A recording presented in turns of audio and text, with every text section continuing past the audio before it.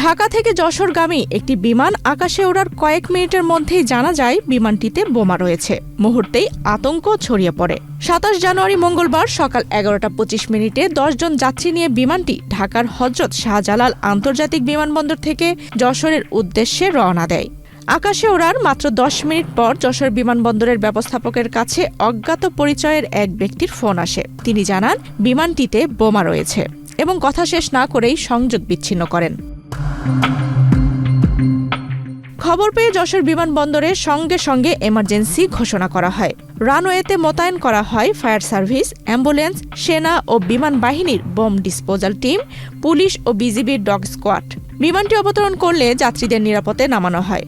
এ সময় অতিরিক্ত আতঙ্কে একজন যাত্রী অসুস্থ হয়ে পড়লে তাকে হেলিকপ্টারে করে ঢাকায় পাঠানো হয়। এরপর বোম ডিসপোজাল ইউনিট বিমানের ভেতর একটি বোমা সদৃশ বস্তু শনাক্ত করে এবং রোবোটিক যন্ত্রের মাধ্যমে সেটি নিরাপদে সরিয়ে নেয়। পদ্মা সেতু, মেট্রো রেল এবং এলিভেটেড এক্সপ্রেসওয়ে নির্মাণের গর্বিত অংশীদার বসুন্ধরা সিমেন্ট। পুরো বিমান আবারও তল্লাশি করা হয় যাতে আর কোনো বিস্ফোরক না থাকে। মূলত এই পুরো ঘটনাটি ছিল একটি পূর্ব নির্ধারিত নিরাপত্তা মহড়ার একটি অংশ।